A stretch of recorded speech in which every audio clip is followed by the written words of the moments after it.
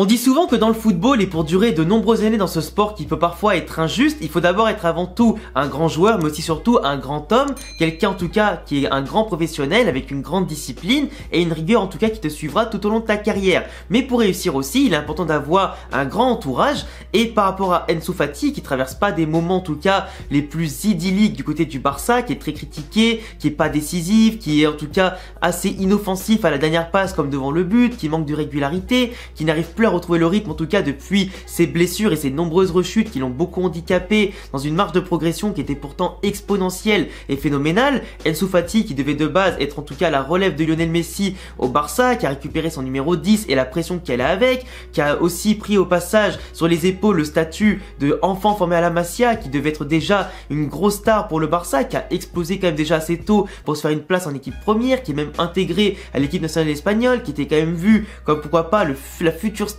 du football espagnol, tout simplement, qui peut potentiellement un jour remporter le Ballon d'Or, en tout cas un Ballon d'Or espagnol qui nous fuit depuis de très nombreuses années avec beaucoup d'injustice. Il est vrai, Raúl, Xavi, Iniesta par exemple pourront en témoigner tous les trois, mais Ansu Fati qui était quand même vu comme la pépite et l'idole catalane pour les jeunes, et surtout un motif d'espoir pour un renouveau du Barça. Aujourd'hui, pour cette saison, c'est entre 37 et 40 matchs de compétition confondus, 11 titularisations, seulement 6 buts et 3 passes D, beaucoup de rechutes, beaucoup d'incertitudes, un joueur qui ne t'apporte plus de succès ou de garantie et qui a vu la concurrence le dépasser. Quand tu vois les Rafinha, les Dembélé, que tu vois surtout aujourd'hui que Xavi joue avec 3 milieux de terrain plus un quatrième qui est Gavi mais positionné sur l'aile gauche, du coup à la place de Ansu Fati, Gavi qui apporte dans l'impact, dans l'agressivité, dans le pressing, dans la technique, dans l'efficacité aussi, beaucoup plus de garantie, même si c'est pas un ailier gauche de base, celui-ci se déplace sur tout en tout cas la largeur du terrain et apporte en tout cas tout ce qui manque au Barça, de l'équilibre et surtout apporter le surnombre et cette capacité technique à combiner avec les Pedri, les De Jong et surtout servir les Lewandowski, les Rafinha ou Dembélé pour conclure un maximum.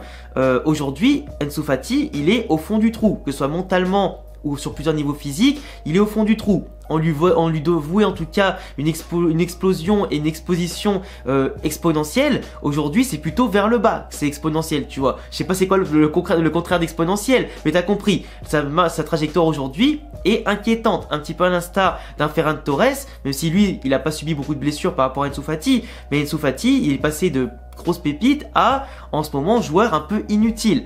Et aujourd'hui, le père d'Ansu Fati, dans les médias, il a pété un plomb. Il a pété un plomb, le père d'Ansu Fati.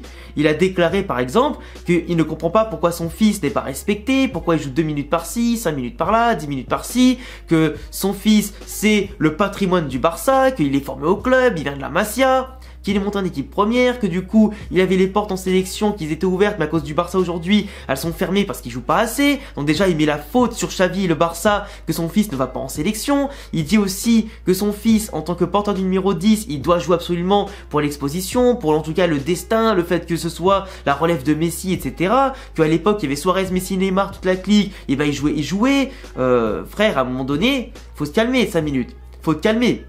Aujourd'hui Ansu Fati, je veux bien que ce soit ton fils par exemple, mais il faut prendre un peu du recul, il faut être objectif. Et là, le père d'Ansu Fati n'a pas été professionnel dans sa démarche. Il a mélangé son rôle de père, qui est déçu que son fils ne joue pas, qui est déçu de voir son fils pas heureux dans son club de cœur, qui lui a tout donné et qui lui a donné la chance d'être en professionnel et en sélection, et de briller aussi sur la scène nationale, etc., internationale. Mais le rôle d'un professionnel, quand tu es en plus dans l'entourage de ton fils, ce n'est pas d'ouvrir ta bouche pour justement couler ton fils. Parce que là, tout ce qu'il a dit, ça va pas être retenu contre Ansu Fati, parce que Xavi il est intelligent, et Laporta et Matteo sont intelligents au Barça pour comprendre que c'est pas Ansu Fati qui a dit tout ça. D'ailleurs au passage, Ansu va prendre la parole bientôt je pense, pour en tout cas contredire son père, parce qu'apparemment il a été extrêmement gêné de ses propos. Et globalement, par rapport à tout ce qu'il a dit, c'est un peu un bordel. Il dit que son fils ne mérite pas forcément d'être titulaire indiscutable, mais de jouer beaucoup plus. Il sait qu'il y a des cracks dans l'effectif, il sait que la concurrence a surclassé son fils, mais il dit que son fils doit beaucoup plus jouer. Sauf que, comment ça, il doit beaucoup plus jouer? Il n'y a pas de pitié dans le football, il n'y a pas de on te doit dans le football. Si tu veux quelque chose dans le football, tu te tais, tu gardes le silence, tu travailles et tu obtiendras ce que tu mérites. Si on peut dire ça comme ça. Si tu joues, c'est que tu le mérites. Si tu joues pas, c'est que tu le mérites pas. Ou du moins, si tu joues pas, c'est qu'il y en a d'autres qui le méritent beaucoup plus, qui t'apportent beaucoup plus. Comme je le disais, Ansu Fati aujourd'hui, il est fantomatique sur le terrain. Il fait plus de différence, il a peur de se reblesser en allant à fond dans les contacts, en allant à fond dans les courses, il a peur de mettre de l'intensité et de, en tout cas, recasser son rythme qu'il avait en reprenant, en tout cas, un peu de temps de jeu quand il est revenu de sa blessure. Mais il a peur, en tout cas, ça se voit, qu'il y a un problème mental qui l'empêche, en tout cas, d'avoir ce déclic, de retrouver le niveau qu'il avait avant. De retrouver ce niveau de fougue et surtout cette faculté d'aller chercher les bons ballons, d'aller chercher les bons espaces, etc. Ansu Fati aujourd'hui, en attaque comme sur le côté défensif, c'est famélique. Défensivement, il a jamais été très bon, mais déjà de base, il apporte plus rien à ce niveau-là, mais offensivement, son point fort, il apporte plus assez. Donc aujourd'hui, on ne peut pas en vouloir à Xavi d'avoir trouvé, comme j'ai dit un petit peu avant dans l'introduction, un 11 avec une composition avec un Gavi qui va du coup être positionné comme un quatrième milieu de terrain mais sur la gauche, etc. à sa place. Et on ne peut pas lui en vouloir des fois de jouer avec deux vrais ailiers mais de ne pas utiliser Ansu Fati parce qu'il y a d'autres ailiers qui font les choses meilleures que lui en ce moment. Et Xavi, il a trouvé le succès qui permet d'être à 12 points du Real, d'avoir en tout cas une sérénité, de reconstruire petit à petit un football et une confiance. Et aujourd'hui, cette confiance, il l'a pas à Ansu Fati. Quand il le met, que ce soit contre des petites équipes, des moyennes équipes ou des grosses équipes, Ansu Fati, en étant titulaire ou sorti de banc, il n'apporte plus rien. En ce moment, tant qu'il ne retrouvera pas ce déclic mental et physique pour retrouver le niveau qu'il avait avant, et pourquoi pas aller encore plus haut, parce qu'il a une marge de progression et un talent qui est phénoménal, c'est un vrai diamant brut à mon sens, et moi-même, même si je suis fan du Real, je suis extrêmement peiné de voir un joueur espagnol de son niveau, qui aurait pu faire passer un cap à la sélection, devenir aussi mauvais, aussi naze. Voilà, parce qu'en ce moment, il faut dire la vérité. Il est éclaté au sol, Ansu Fati. Il est éclaté au sol. Il est pas bon du tout. Donc quand t'es pas bon, quand t'as pas de garantie, tu peux pas jouer. Clairement. Et le pire, c'est que le père de Ansu Fati, il a quand même osé dire dans les médias, dans la suite de la conférence, et de son intervention, que si ça continue comme ça, si ça ne tenait qu'à lui, il enverrait son fils, par exemple, au FC Séville. Mais déjà, quand tu es Ansu Fati, que tu as cette aura normalement de jeune prodige, etc., si tu recules du Barça au FC Séville, certes, tu auras du temps de jeu, ou pourquoi pas, tu pourras te refaire un peu la cerise, parce qu'il est encore très jeune, et en tout cas, il n'y a aucune année qui est perdue, parce qu'au Barça, globalement, il n'a pas beaucoup joué, en Ligue des Champions, ils n'ont pas brillé, donc sur la scène nationale, ils ont remporté le titre, en tout cas, ils vont remporter le titre cette année, mais ce ne sera pas grâce à lui.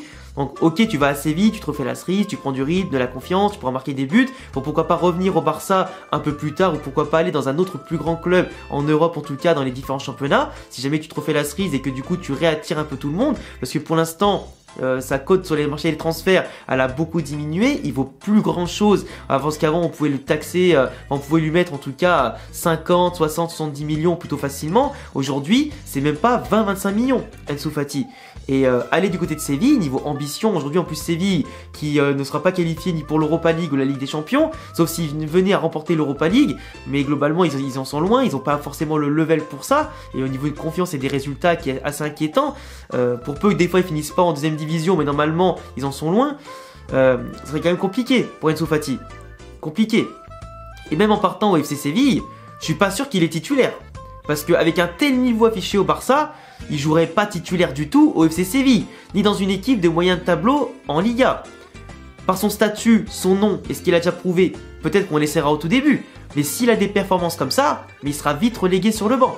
Par contre, en plus, ce qui m'a fait rire, c'est que dans la suite, il a dit, son père, que Ansu Fati, alors on ne ferme pas la porte au Real, parce qu'on ne sait pas en tout cas qu'est-ce qui peut être fait à l'avenir, mais Ansu Fati, il en veut pas du Real. Sauf que je te rassure mon pote, c'est le Real Madrid aussi, qui n'en veut pas de ton fils. Aujourd'hui, il est éclaté. On a 1000 fois mieux dans l'effectif. Rodrigo, Vinicius, mais ils allument Ansu Fati. Que ce soit aujourd'hui ou plus tard, peut-être que plus tard il reviendra à bon niveau, mais aujourd'hui en tout cas, et par rapport aux certitudes qu'on a, Ansu Fati, mais personne n'en veut. Concrètement, le Bayern à l'époque, ils étaient prêts, ou Liverpool, prêts à mettre 100 millions de chacun sur lui. Aujourd'hui, ils en mettent même pas un cinquième, tu vois ce que je veux dire? Et ils ont 1000 fois mieux dans leur effectif. Après, c'est un joueur d'avenir, il y a des choses à faire, mais globalement, quand tu as un père aussi toxique, qui doit te mettre dans la tête, tu mérites plus, tu mérites plus, tu mérites plus, tu mérites plus, alors qu'il ne lui pose pas les bonnes questions, il prend pas le bon recul nécessaire. Pourtant, il assure que Mateu, le mec du Barça, quand il y a des critiques à faire à Ansu Fati, il lui fait, et du coup après son père, il fait au mieux pour prendre du recul et pour qu'il bosse en tout cas ses points faibles, comme la défense soi-disant, mais globalement, c'est pas ce qui est montré, c'est pas ce qui est prouvé sur le terrain. Ansu Fati, en ce moment, il travaille pas assez. il ne montre pas assez, il se lâche pas assez non plus, et globalement ça lui fait défaut. Alors oui, t'es numéro 10 du Barça, oui t'es formé au club, oui t'as déjà joué qu'à l'époque où il y avait les Suarez, Messi, Dembélé, etc. Et aujourd'hui tu joues encore globalement avec les Lewandowski, Rafinha, Dembélé et toute la clique. Sauf qu'aujourd'hui, t'as un problème avec, ton fils a un problème avec la blessure, en tout cas qu'il a subi, il est rechute, il a un problème de rythme, d'intensité, tout ça. Oui, il doit se battre pour sa place, mais il le fait pas assez. Et si d'autres le font mieux, c'est la loi de la concurrence, c'est la loi de la rivalité, c'est la loi du sport, c'est la loi de la justice sportive. Et l'entraîneur fait des choix sportifs dans son projet sportif pour avoir des résultats sportifs, pas pour faire passer le pistonnage, les sentiments avant tout. L'argent et les sentiments, dans le football, c'est mis de côté. Ton salaire, on s'en fout, ton nom, on s'en fout. Tant que t'es pas bon, tu joues pas. Donc aujourd'hui, Ansu Fati doit se relever. C'est une épreuve à laquelle ils doivent en tout cas passer pour devenir un plus grand joueur et un plus grand homme. Aujourd'hui, c'est une grosse épreuve. S'il la surmonte, il va évoluer de manière phénoménale. S'il surmonte tout ça, il va aider l'Espagne et le Barça à remporter beaucoup de titres et de matchs importants. Et on espère un jour peut-être qu'il explosera et qu'il ramènera peut-être un ballon d'or, une coupe du monde de plus à l'Espagne. Ça serait en tout cas top. Moi je demande que ça. Après, même si je suis madrilène, évidemment, s'il explose pas, ça m'arrange.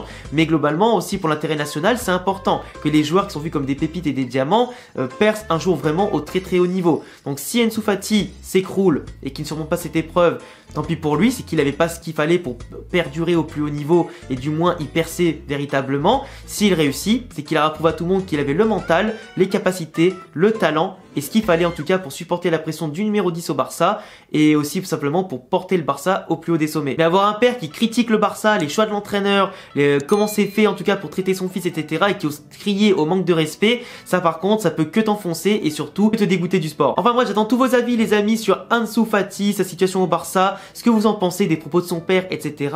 Je vous laisserai bien sûr vous abonner, cocher la cloche, le petit pouce bleu, tous mes réseaux ici et en description et à bientôt pour prochaine vidéo. Ciao les frérots.